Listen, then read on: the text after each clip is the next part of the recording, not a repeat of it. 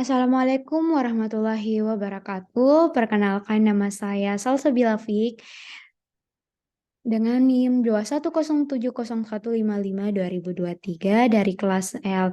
Nah, pada video kali ini saya akan membahas mengenai isu KDRT atau kekerasan dalam rumah tangga. Namun, pertama-tama saya ingin berterima kasih kepada dosen pengampu mata kuliah psikologi keluarga yaitu Bapak Dr. Muhammad Daud MSc dan Ibu Novita Maulidia Jalal SPC MPC Psikolog. Nah, pertama-tama, mengapa sih saya mengangkat isu mengenai KDRT ini? Karena KDRT merupakan isu yang sangat sering terjadi di lingkungan sekitar kita, dewasa maupun orang tua atau masyarakat di Indonesia ini disuguhkan dengan berita sekaligus fenomena yang menjadi trending topik dalam setiap media sosial. Pasti kita tahu mengenai berita tersebut, yaitu berita mengenai KDRT atau kekerasan dalam rumah tangga yang dilakukan oleh artis yang terkenal di tanah air atau keluarga di sekitar kita sendiri.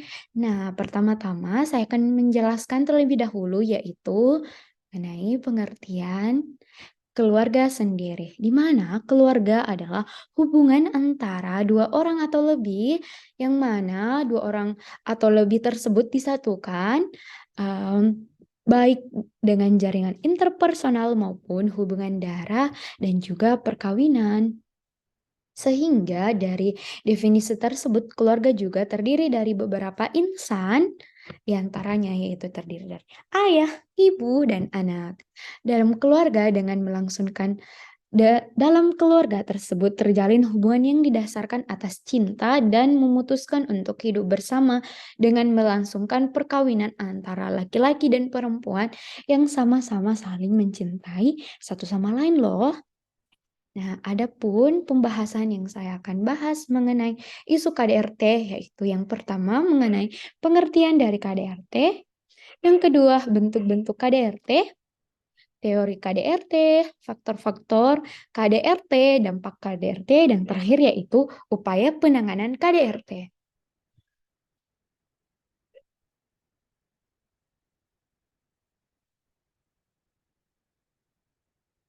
Baik, adapun pengertian mengenai KDRT sendiri, yang pertama-tama saya akan menjelaskan terlebih dahulu pengertian mengenai kekerasan, di mana di dalam KBBI dijelaskan bahwa arti kekerasan adalah bersifat berciri keras, perbuatan seseorang yang menyebabkan cedera, ma- atau matinya orang lain, atau menyebabkan kerusakan fisik.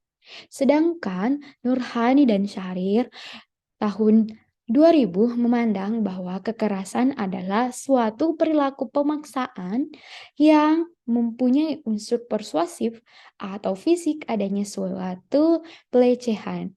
Namun, dalam undang-undang sendiri juga dijelaskan loh mengenai kekerasan dalam rumah tangga, di mana Undang-Undang Nomor 23 Tahun 2004 Pasal 1 menyebutkan bahwa kekerasan dalam rumah tangga adalah setiap perbuatan terhadap seseorang, terutama pada perempuan, yang berakibatkan timbulnya kesengsaraan atau penderitaan secara fisik, seksual, psikologis, dan atau pelantaran rumah tangga, termasuk ancaman untuk melakukan perbuatan, pemaksaan atau perampasan, kemerdekaan secara melawan hukum dan lingkungan rumah tangga.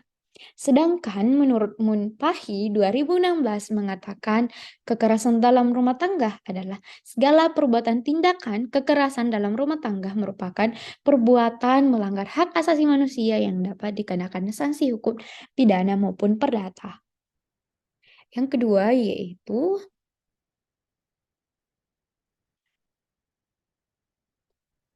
bentuk-bentuk KDRT menurut Althusser 1984 melalui studinya menegaskan ada 4 tipe kekerasan dalam rumah tangga, diantaranya yaitu kekerasan fisik, kekerasan psikis, kekerasan seksual, dan pelantaran rumah tangga.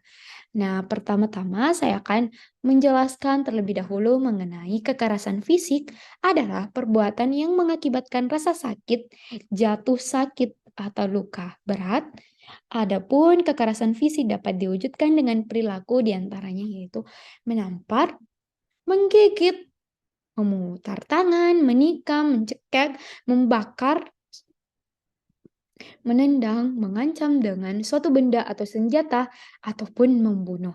Perilaku ini sungguh membuat korban KDRT ini menjadi trauma dalam hidupnya sehingga mereka tidak merasa nyaman atau aman. Yang kedua, yaitu kekerasan fisik. Kekerasan psikis adalah perbuatan yang mengakibatkan ketakutan, hilangnya rasa percaya diri, hilangnya kemampuan untuk bertindak, rasa tidak berdaya, dan penderitaan psikis berat pada seseorang. Adapun tindakan kekerasan psikis dapat ditunjukkan dengan perilaku yang mengintimidasi dan menyiksa, memberikan ancaman kekerasan, mengurung di rumah, penjagaan yang berlebihan, ancaman untuk melepaskan penjagaan anaknya, pemisahan, mencaci maki, dan penghinaan secara terus-menerus. Adapun yang ketiga yaitu kekerasan seksual adalah setiap perbuatan yang berupa pemaksaan hubungan seksual. Pemaksaan hubungan seksual dengan cara tidak wajar dan tidak disukai, pemaksaan hubungan sosial orang lain untuk tujuan komersial dan tujuan tertentu. Kekerasan seksual ini meliputi yaitu pemaksaan hubungan seksual terhadap salah satu dalam lingkup rumah tangganya dengan orang lain dengan tujuan komersial dan tujuan tertentu. Adapun bentuk yang keempat yaitu pelantaran rumah tangga adalah seseorang melantarkan orang dalam lingkungan rumah tangganya. Padahal menurut hukum yang berlaku baginya adalah karena persetujuan atau perjanjian yang wajib memberikan kehidupan, perawatan, atau pemeliharaan kepada orang tersebut. Selain itu, pelantaran juga berlaku bagi setiap orang yang mengakibatkan ketergantungan ekonomi dengan cara membatasi dan melarang untuk bekerja yang layak di dalam atau di luar rumah sehingga korban berada di bawah kendali orang tersebut. Nah, selanjutnya saya akan menjelaskan mengenai teori dalam kekerasan dalam rumah tangga. Dijelaskan oleh Satrop dan Broker pada tahun 2022 mengatakan bahwa terdapat 3 teori yang mampu menjelaskan terjadinya kekerasan dalam rumah tangga. Yang pertama yaitu teori biologis, memandang manusia sebagai makhluk yang sejak lahir memiliki insting agresif. Pendiri psikodinamik Sigmund Freud menjelaskan bahwa manusia mempunyai insting kematian yang dimanifestasikan dengan melukai dan membunuh diri sendiri ataupun orang lain. Sedangkan menurut Kurt Lawrence, kekerasan sangat bermanfaat untuk dapat bertahan hidup. Tindakan ini membantu seseorang untuk memperoleh dominasi dalam kelompok. Sedangkan berbagai ahli biologi berpendapat bahwa pria memiliki lebih hormon yang menyebabkan perilaku agresif daripada wanita. Teori ini seperti memberikan penjelasan mengapa KDRT lebih banyak dilakukan oleh pria dibanding dengan perempuan. Nah, teori yang kedua yaitu teori kontrol. Teori kontrol menerangkan bahwa orang yang tidak terpuaskan dalam bereaksi dengan orang lain akan mudah untuk melakukan kekerasan loh. Dengan kata lain, orang-orang memiliki relasi yang baik dengan orang lain cenderung lebih mampu mengontrol dan mengendalikan perilaku yang agresif. Arif Hersid melalui temannya mendukung teori ini. Disebut bahwa remaja lelaki yang berperilaku agresif cenderung tidak mempunyai relasi yang baik dengan orang lain. Hal sama juga dengan ada mantan narapidana di Amerika yang ternyata juga terasingkan dengan teman dan keluarganya. Adapun teori yang ketiga yaitu frustasi agresi. Teori frustasi agresi ini memandang kekerasan merupakan cara seseorang mengurangi ketegangan yang diakibatkan oleh situasi yang membuat frustasi. Orang yang frustasi akan melakukan pelampiasan. Misalnya nih, seorang suami yang kekurangan penghasilan dan memiliki harga diri yang rendah memanifestasikan rasa frustasinya kepada istri dan anaknya. Trio ini sedikit banyak juga menjalankan kasus yang kami angkat pada isu kali ini, yaitu mengenai kasus kekerasan dalam rumah tangga. Nah, teori selanjutnya yaitu saya akan membahas mengenai faktor-faktor penyebab apa sih? Mengapa sering banyak keluarga sekarang melakukan kekerasan dalam rumah tangga mereka? Baik, yang pertama yaitu masyarakat yang hidupnya tidak bercukupan atau mengenai faktor ekonomi, yaitu tuntutan pemenuhan kebutuhan hidup mengakibatkan sering terjadinya kekerasan. Kebutuhan hidup dapat berupa sandang, pandang, atau kesulitan keuangan untuk pendidikan anak. Hal ini tidak menutup kemungkinan terjadi perbuatan semena-mena dalam rumah tangga. Biasanya para istri terlalu banyak menuntut untuk pemenuhan kebutuhan hidup, sedangkan para suami tidak dapat mencukupi kebutuhan tersebut karena penghasilannya yang kurang.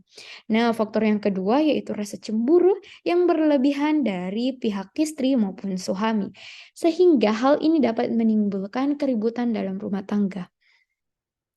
Yang ketiga yaitu emosi yang berlebihan atau sifat keras dari suami menyebabkan sering terjadinya pemukulan yang dilakukan oleh suami kepada istrinya sehingga menimbulkan luka memar pada bagian tubuh si istri. Yang keempat yaitu sulit mengubah perilaku masyarakat. Di sini diartikan bahwa masyarakat tidak terlepas dari anggapan lama, diantaranya pandangan yang menganggap bahwa laki-laki lebih tinggi derajatnya daripada perempuan. Hal ini turut memicu kasus kekerasan terhadap anak loh. Orang tua sering memaksakan kehendaknya, padahal anak juga memiliki hak-hak. Di sini orang tua seolah-olah lebih berhak menuntut pilihannya. Perilaku-perilaku masyarakat dengan beragam dan sulit dihilangkan karena sudah menjadi pola pikir dan perilaku yang berlangsung lama loh. Faktor yang terakhir yaitu kurangnya pengetahuan terhadap hukum. Ini juga dapat menjadi penyebab terjadinya kekerasan dalam rumah tangga.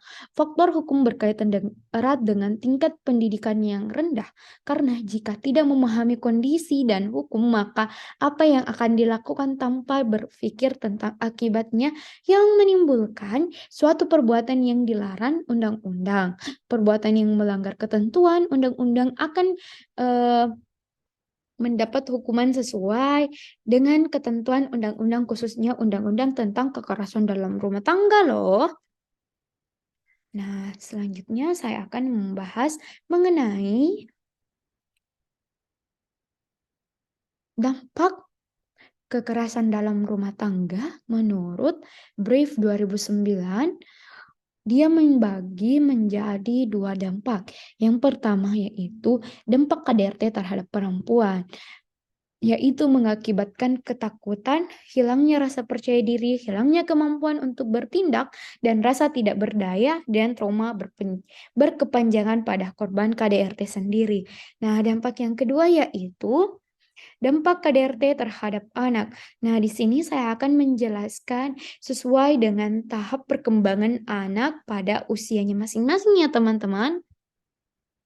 Yang pertama yaitu dampak terhadap anak berusia bayi. Bayi yang menjadi korban KDRT akan mengalami ketidaknormalan dalam pertumbuhan dan perkembangannya yang seringkali diwujudkan dalam problem emosinya, bahkan sangat terkait dengan persoalan kelancaran dalam berkomunikasi. Yang kedua yaitu dampak terhadap anak kecil. Dampak KDRT terhadap anak usia muda atau anak kecil sering digambarkan dengan problem perilaku seperti seringnya sakit, memiliki rasa malu yang serius, memiliki self-esteem atau kepercayaan diri yang rendah, dan memiliki masalah selama dalam pengasuhan, terutama masalah sosial, misalnya memukul, menggigit, dan suka mendebat. Yang ketiga yaitu dampak terhadap anak usia prasekolah. Nah, KDRT berdampak terhadap kompetisi perkembangan sosial kognitif anak usia prasekolah loh. Yang keempat yaitu dampak terhadap anak usia SD.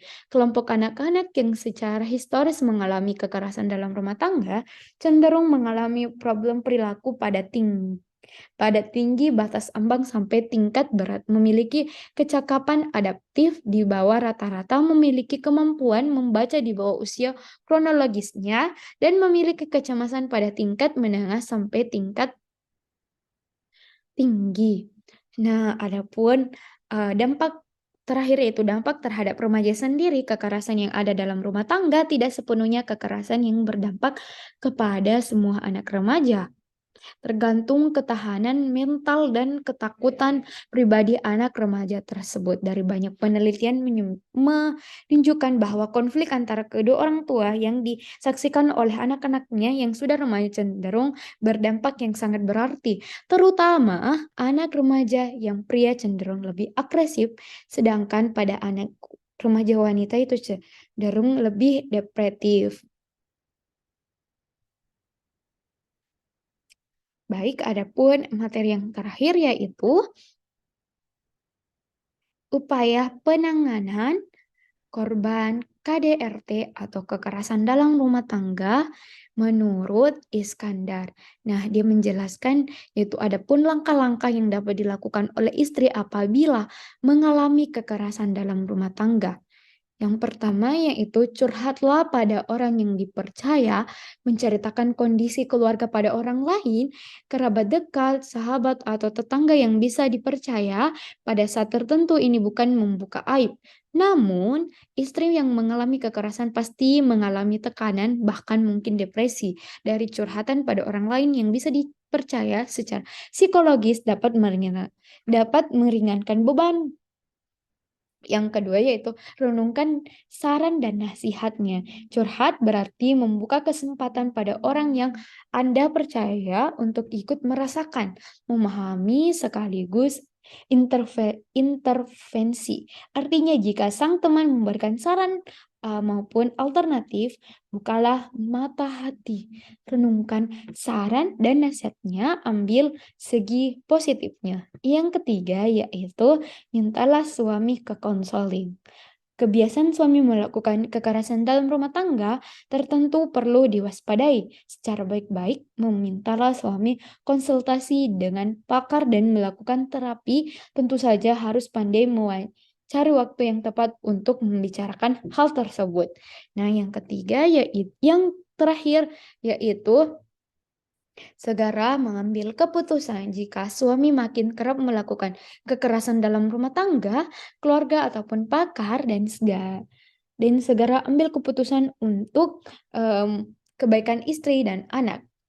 Nah, langkah-langkah di atas ini dasarnya merupakan upaya bagi seorang istri untuk mencari kebenaran tentang adanya suatu tindakan pidana yang dilakukan oleh suami terhadap istrinya guna memperoleh perlindungan dan keadilan.